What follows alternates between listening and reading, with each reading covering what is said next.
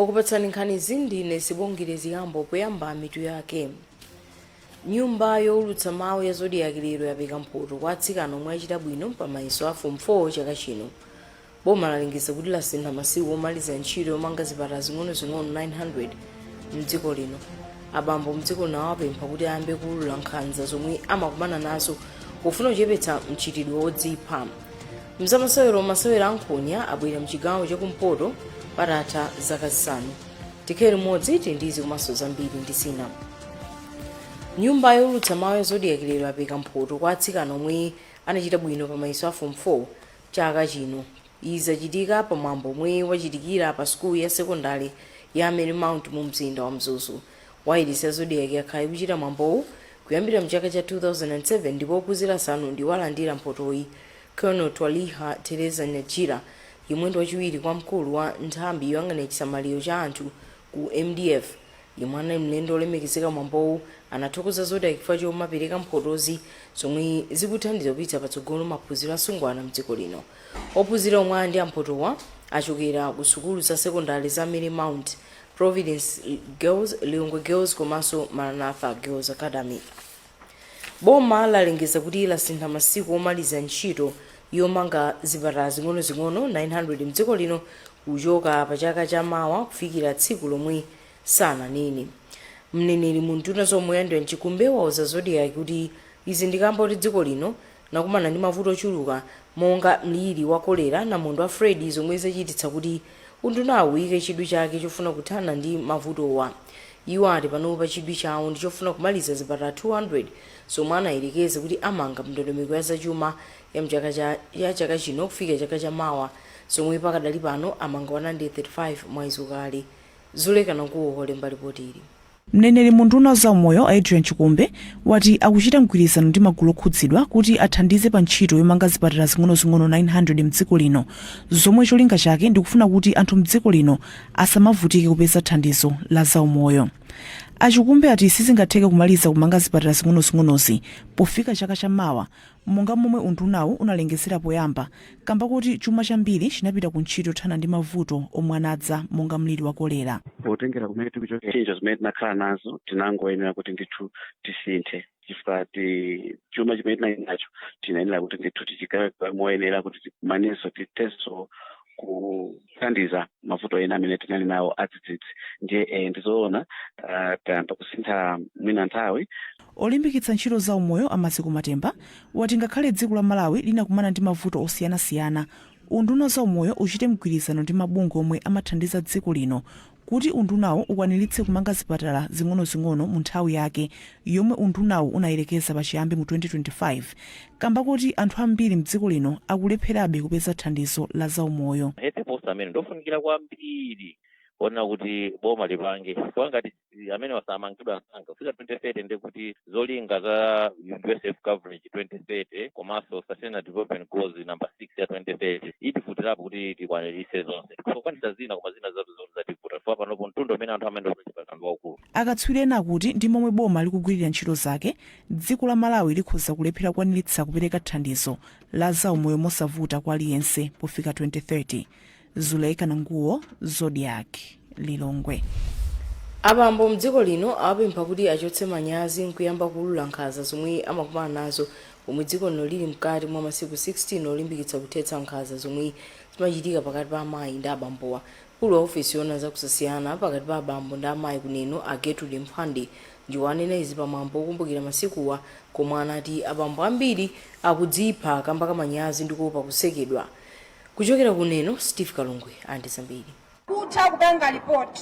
Mkulu wa ofisi yona zakusasiyana pakati pa amayi ndi abambo Gertrude Mphande wati nthawi yakwana yoti abambo ayambe kubwera poyera nkumaulula nkhanza zomwe akukumana nazo. Iwo ati abambo ambiri mboma la Neno amasankha kukhala chete ngakhale kuti amakhala kuti akuvutika kwambiri malingaliro zomwe zikudzetsa imfa zochita kudzipha. Mbiri timafuna onena zokuti anthu ambiri akazindikire nkhani za nkhanza makamaka kuti nkhanza ndi chani, komanso mitundu ya nkhanza ndi chani, komanso kuti kodi angakapange ripoti kuti. Akapanga ripoti zimatithandizira onena zokuti anthu akalandira chilango magesezi aja anthu akamalandira akamaziwa zonena zokuti ndi nkhanza ambiri amayamba kuopa kenako magesi amazamba kuchepa. Panopa tili pa stage onena zonena zokuti anthu ambiri akuziwa kumene akuyenera kupanga ripoti ndipo magesi akukwera. Olankhulapo pa mpando wa khonsolo ya Neno a Joseph Chiphaliwali wadandaula kuti asungwana ambiri apasukulu akusiyira sukulu panjira kamba kopatsidwa mimba ndi abambo ochita bizinesi yakabanza. Kwazengedwa milandu ingapo kunenoko yosingizana kuti ana ang'ono akugwiridwa ndipo anthu ambiri so angapo amangidwa chifukwa cha nkhani ngati zomwezi. Mama kankhani zogonana ndi zimene zikuchulukira kwambiri kugona ana ang'ono kusakwana zaka 18 ndi nkhanza ikulu imene yakula kwathu kunoko. Achiphaliwali adandaulanso ndi mchitidwe wa anthu ena omwe ali ndi mayina omwe akuti milandu yawo sioneka mathero ake ikafika m'manja mwa adindo ena zomwe akuti zikugwetsa ena mphwayi zokasuma. Msungwana wina wapereka umboni wake pa zomwe anakumana nazo pomwe anasiyira sukulu panjira kamba ka kukakamizidwa kulowa m'banja ndipo akuti pamapeto ake mamunayo anamuthawa. Pakadali pano mtsikanayu anamaliza maphunziro ake.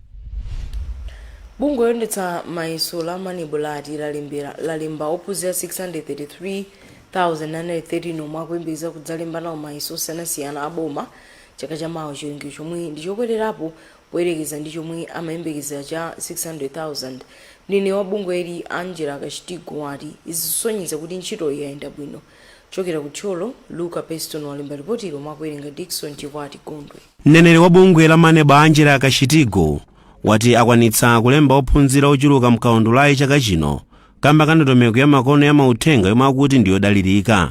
Iwo ati chaka chino sukulu zonse zalembetsa ophunzira mosavuta ndipo ati bungwe lisilonjezera nthawi yolembetsera komanso yolipirira mayeso pakangodutsa pa 31 December 2024. Garama nebo timayembekezera kuti muna ophunzira omwe angalembetse chaka chino akhoza kukwana 600,000 ne malingana ndi chiwerengero cha ophunzira omwe alembetsedwa pakadali pano. Izi zikusonyeza kuti ndi zinthu zabwino chifukwa chiwerengero chimene timayembekezera papitirira tinayamba kumalembetsa ophunzira komanso kulipira ndalama za mayeso kudzera mu njira za makono. Mmene zizi zikuthandizira ndithu chifukwa tikumatha kuona mmene zikuyendera kumbali ya ophunzira omwe alembetsa mmene akulipirira ndalama. Katswiri wa maphunziro Wesley Mwambakulu wayamikira bungwe pogwiritsa ntchito njira zamakono zamakuti zithandizanso kwambiri kuti ophunzira alembe mayeso a chaka chino. Chinochi yakhala chaka chosintha chimene taona kuti anayesetsa kuona kuti amemeze ophunzira komanso makolo kuwazindikiritsa amene ndondomeko yolipirira ndalama imene ikhoza kuyendera kuyambira pachiyambi imene ayamba ndondomeko imeneyi mpaka napano. Bungwe la mali silinasiya limayesetsabe kutumiza mauthenga cholinga kuti anthu apange ziganizo zoyenera chifukwa mbuyo muja mwina kudziwitsidwa kwa ndondomeko imene anayika kuti ikhoza kukhala kugwiritsidwa ntchito kunali kovuta. Malinga ndi bungwe la manebo ntchito yolembetsa ophunzirawa idayamba pa 23 September 2024. Mona Nkhani pano pa Zodiac Mundine sibongerezi yambo mukhale pomwepo.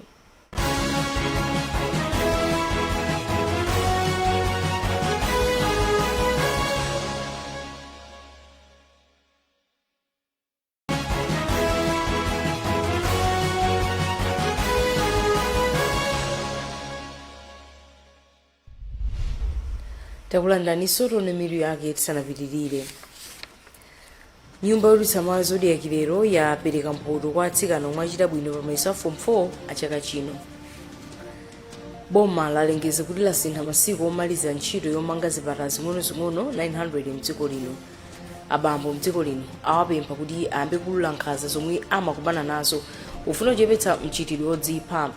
Mzamasewero Masana Nkhonya abwera mchigawo chakumpoto patatha zaka zisanu.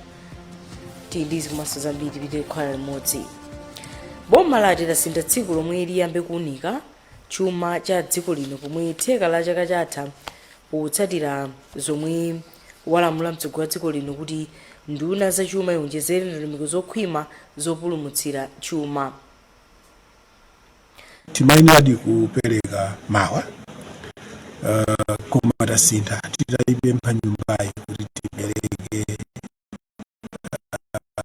lachitatu cholinga choti mmene timaphikira monga mukudziwira budget tiphike kuphatikizamo zinthu zina zimene zangobweraso. Mudziwa president a dziko lino anali ndi national address dzulo ndipo atipatsa ma directive woti tionenso amati ma austerity measures, njira zina zothandizira kuti chuma chathu chiyambenso kuyenda bwino.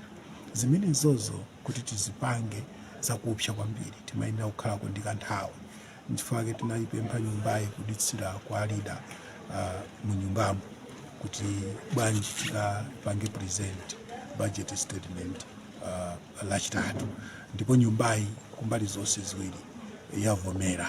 Kuli zinthu zimene tikuyenera kuti tikemo mu statement imo zomwe sindingathe kunena lero chifukwa tikhala ngati kuti tikupanga kuli empty statement, koma ndinene pano kuti sitingamakhale ngati dziko ndikumachita zinthu chimtambasalale ngati kuti chilichonse chili bwino. Yafikanso pano nthawi yoti nafenso tionetse ngati Amalawi kuti tili serious pofuna kukonzanso chuma cha dziko lino, kukhala moyo woonetsa kuti izi ndi zimene tingachite pa nthawi ino, chifukwa choti zimene tili nazo ndi zokhazi.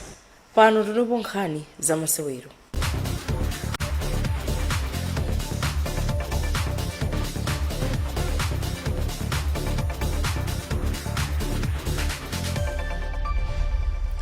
Patatha zaka zisanu opanda mpikisano wamasewero ankhonya mchigawo chakumpoto, anthu okonda masewerowa akhala ndi mwayi woonera masewero ankhonya pa 29 December, mpikisano omwe kampani ya New Dawn Boxing Promotion yakonza. Mkulu wa kampani Amis Chimalizati masewerowa akachitikira ku Chisankha Complex mu mzinda wa Mzuzu.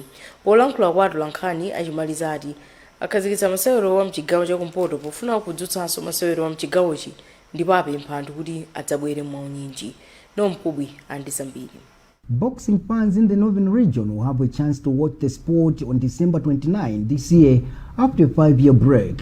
New Dawn Boxing Promotion manager Mike Chimaliza says the 12 million kwacha tournament will be held at Chisankha Complex in Mzuzu City. Speaking to journalists on Thursday, Chimaliza says the tournament marks a landmark journey of New Dawn Boxing Promotion to taking boxing to all parts of the nation. So the main fight is going to be Limbanilano, who is the heavyweight.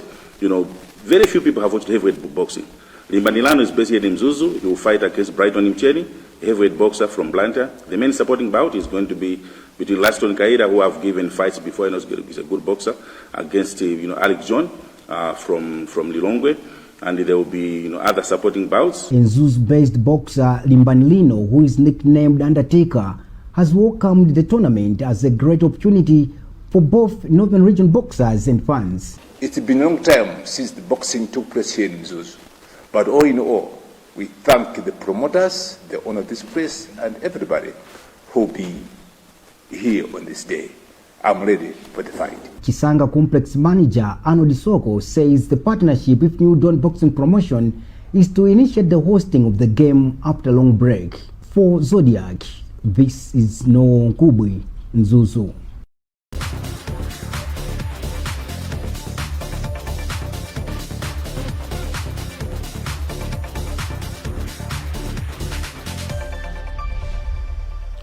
Nkhani imenenso tafika mvero pa nkhanizi masanano matisanasiyane tonenso mitu yake.